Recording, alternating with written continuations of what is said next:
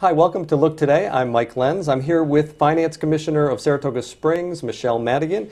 Michele, thanks for coming on the show. Thank you for having me. Now, we're in Saratoga. It's summertime. There's a lot of people in town, and one of those issues that's always out there but gets much attention in August is parking. Yes. Very difficult to find parking in downtown Saratoga Springs. We hear that time and time again.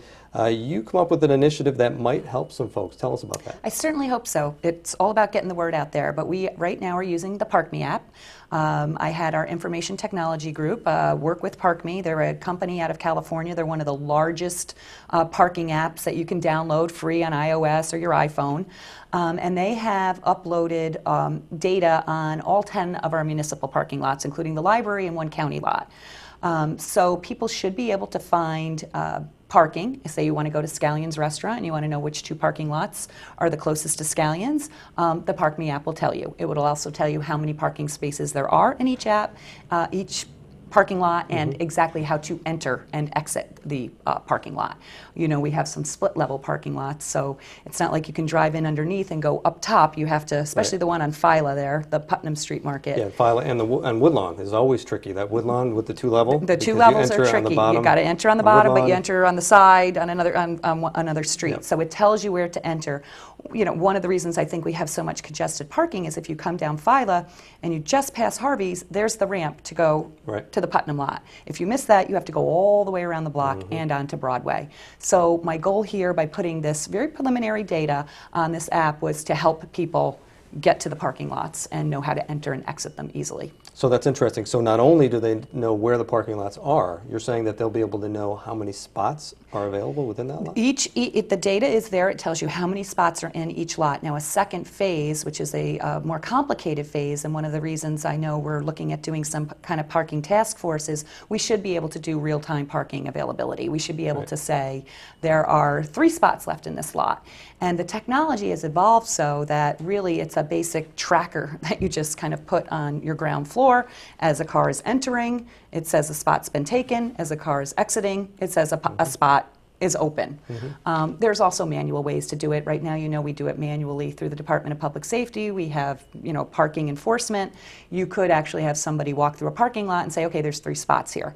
But really the technology has evolved so that we should be able to say, you know, how many parking spots we have. I've heard from a lot of people, especially the new Woodlawn parking lot, which is several stories high. They get all the way to the top and there's no parking. And then they got to drive all the way back to the bottom. We should be saying, you know, if you come into this lot, there are indeed 4 spots.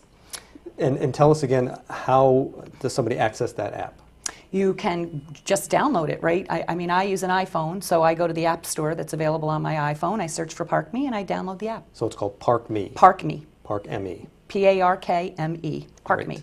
Now, also, I know that there's an initiative that the mayor has put together a task force on parking, and you like a little input on that. You have some ideas on what maybe some directions you may want to go with that. I do. I understand that this is going to be a task force that is made up of primarily the Chamber, the Downtown Business Association, the Special Assessment District, and I believe the City Center Authority as well. I would like to see representatives from the Department of Public Works and Department of Public Safety, and actually my department, because IT, Information Technology, reports into finance. Because of any new technology that we may have out there, I would like to see the finance department involved. Gone are the days of parking meters. We will not be in a situation where we have hideous parking meters up and down our Broadway. You can now pay for parking on a phone. You can have a meter placed somewhere and place something into your car that says I've paid for several hours of parking. You can have variable parking. You can charge more money for your valuable real estate and less money to park far away. So there's a lot of interesting things happening parking. Saratoga Springs and a lot of the downtown business community still values that we have free parking, but we really, you know, there's no such thing as free parking. The city still pays for it. We have to maintain the parking garages. We have to maintain the streets. We want to keep them safe. So there are some models that we hope to explore through this task force. That's a great idea, and I know that, as I said earlier, in a city where parking has always been an issue, it's a good problem to have, but it's also a problem that you have to manage or it can come back and bite you again. I think we're at that point where we need to manage it. I've seen sales tax has been increasing month over month. People are coming to our city, they're enjoying our city, and they want to be able to park and not be frustrated by the lack of parking. So it's really time to take this on. There's potential revenue for implementing paid parking. Not that I'm endorsing that, but it's significant, and I just want that to be all part of the task force. I want the task force to look at all potentials. I had Camoin just finish up a revenue study for us, so I did unveil the potential numbers. They did this based on case study analysis with the city of Ithaca, Burlington, and Lake Placid. They estimate we could make anywhere from $800 to $1.2 million in on-street parking, and I want to say $500 to $1 million with our parking lots, charging in our municipal parking lots. So it's something to at least look at and consider. That's a lot of money. We may be losing VLT money.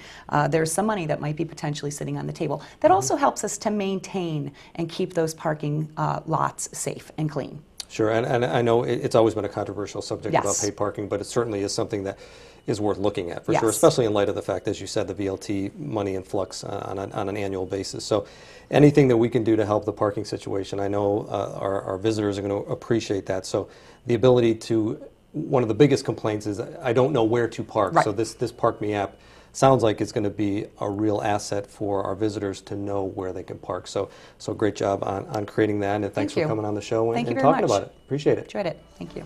To see this interview again, you can head on over to our website at LookTVonline.com.